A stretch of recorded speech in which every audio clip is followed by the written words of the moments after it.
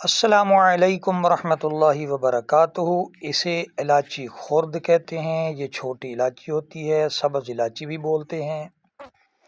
یہ خوشبودار ہوتی ہے، کھانوں میں بہت استعمال کرتے ہیں۔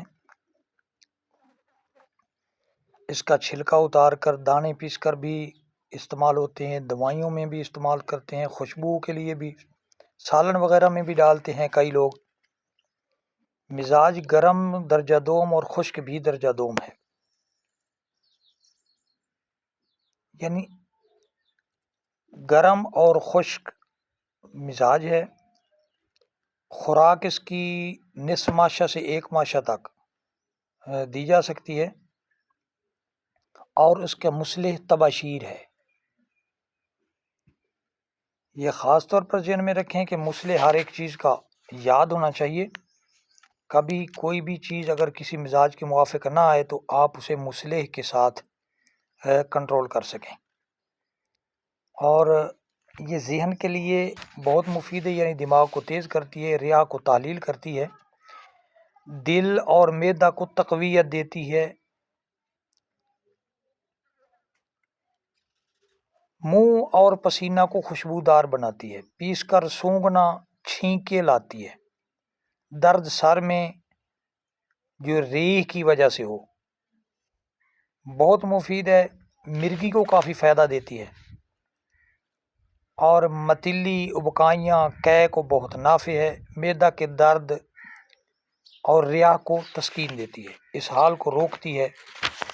گلاب کے پھول اگر لے لیے جائیں، اس کے ساتھ اسے باریک کر کے، اس الائچی کو باریک کر کے گلاب کے ساتھ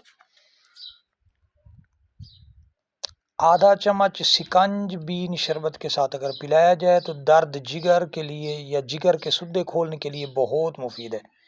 آج کل مسل دیا جاتا ہے جو معدہ اور آنتوں کو صاف کرتا ہے، مگر جگر کی صفائی نہیں ہوتی۔ جب تک جگر کی صفائی نہیں ہوگی تو انسان اچھی طرح درست نہیں ہوگا۔ جگر اور معدہ جب تک کام نہیں کرتا مکمل طور پر انسان کی صحت برقرار نہیں رہ سکتی۔ تو یہ سکنج بین کے ساتھ اگر دی جائے تو سدہ کھولتی ہے جگر کی صفائی کر دیتی ہے، بہت لاجواب اور مفید ہے۔ اسے خریدیں، استعمال کریں۔ اکیلی چیز کے فائدے بیان کر رہا ہوں تاکہ آپ ہمیشہ ہر ایک چیز سے فائدہ حاصل کر سکیں، اور کئی مرکبات بھی انشاءاللہ ہم عرض کرتے رہتے ہیں۔ جیسے جیسے ہم چیزیں لاتے ہیں، استعمال کرتے ہیں، نسخہ تیار کر رہے ہوتے ہیں تو آپ کی آنکھوں کے سامنے ہم دکھا کے تیار کرتے ہیں، تاکہ کسی قسم کا کوئی بھی آپ کو ڈر یا خوف نہ رہے کہ پتہ نہیں یہ چیزیں مکس آپس میں کرنی ہے، یہ چیزیں مزاج کیسے تیار کریں گی، کس طرح کے مزاج کو کس موسم میں کتنی عمر میں دینی ہے۔ تو الحمدللہ ہم ہر ایک چیز آپ کی آنکھوں کے سامنے تیار کرتے ہیں اور آپ کو بتاتے رہتے ہیں۔ آپ چینل کا وزٹ کیا کریں، جس چیز کی ضرورت ہو آپ دیکھیں، وہاں سے سیکھیں اور فوائد حاصل کریں۔ اب حکیم حافظ محمد طیب اویسی کو اجازت دیجیے۔ اللہ حافظ۔ السلام علیکم ورحمۃ اللہ وبرکاتہ۔